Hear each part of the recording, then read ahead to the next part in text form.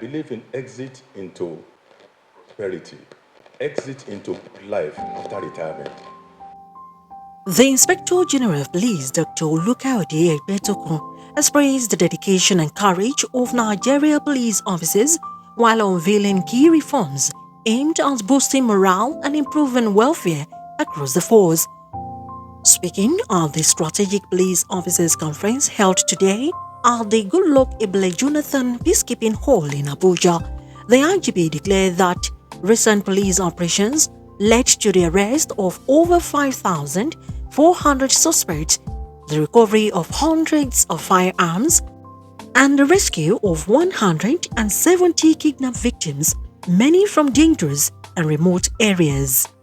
Between June and July 2025 alone, we recorded the arrest of 5,488 criminal suspects involved in offenses ranging from kidnapping and armed robbery to courtesan and homicide. We recovered 316 firearms, 2,884 rounds of ammunition, and retrieved 216 stolen vehicles.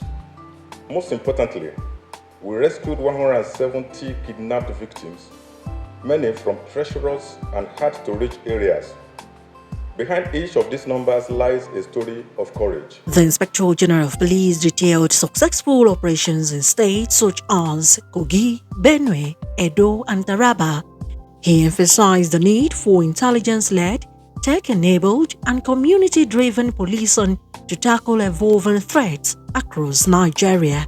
In Kogi State, on 23rd June, operatives repelled a kidnap attempt on 3 commercial vehicles along the Obajana-Oshokosho axis, engaging the attackers in a sustained gun battle and rescuing 24 victims unhurt.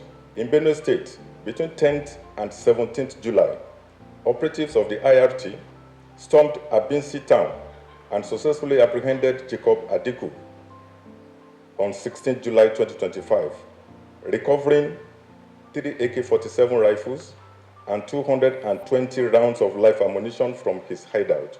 In Edo State, on 11th July, in the Fuga-Agenebode axis, a collaborative operation between the police and local security units dismantled the kidnap ring and rescued 14 kidnapped victims.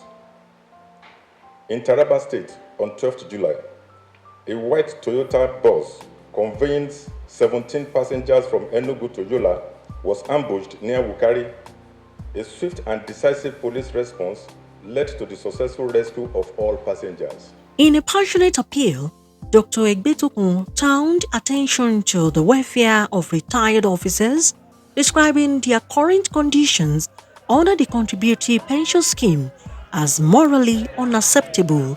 The police force live in conditions that are not only unacceptable but humiliating, given the sacrifices they made in service to the nation. Their monthly pension under the CPS is abysmally low and grossly inadequate to meet even the most basic needs. Many can no longer afford health care, housing, or life of dignity. This has turned retirement into a period of hardship and regret, eroding the confidence of serving officers who now see their own future with fear rather than hope. He said many former officers now live in hardship with poor access to health care and basic needs, and assure that efforts to reform the system are already underway in collaboration with the National Assembly and the federal government. In response to this growing crisis, the leadership of the force has in good faith initiated steps to explore alternative sources of funding aimed at augmenting the pension earning of our retired officers. Regrettably, these efforts have been misconstrued as an attempt to obstruct or derail the movement towards exiting the scheme. Let me state unequivocally that the position of the force remains consistent with the desires of our personnel, both serving and retired. This position was clearly articulated in our presentation to the National Assembly during the public hearing on the bill to exit the police from the contributory pension scheme. This stance was further reinforced in my recent letter to the National Assembly. The IGP called for strategic patience, urging retired personnel to trust the ongoing engagement process while warning against political exploitation of their genuine concerns. The complexities of pension reform demand careful negotiation, and we are making tangible progress towards a resolution that is both dignified and sustainable. We must also be vigilant against external influences. There are those who may seek to hijack our legitimate concerns for political theater or personal gain. We will not allow the pain of our heroes' past to become pawns in another man's agenda. To our retired officers, I make this solemn appeal. Hold the line.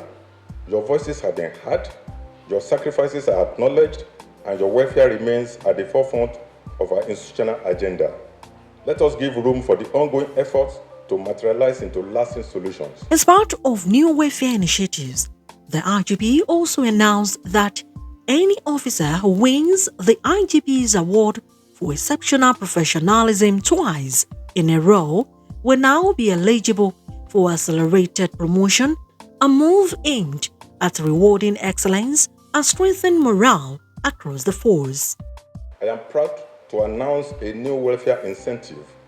Any officer who wins the IGP's award for exceptional professionalism twice consecutively will now be eligible, will be considered for accelerated promotion.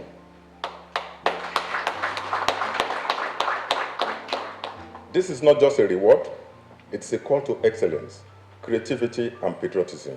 He ended with a strong message to the public, assuring Nigerians that the police force remain resolute in its duty to protect lives, uphold justice, and secure the nation. Our systems of internal supervision have also been strengthened to demand discipline and ensure operational efficiency.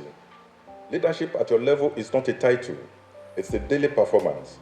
The example you set, the standards you enforce, and the culture you instill ripple throughout the entire force.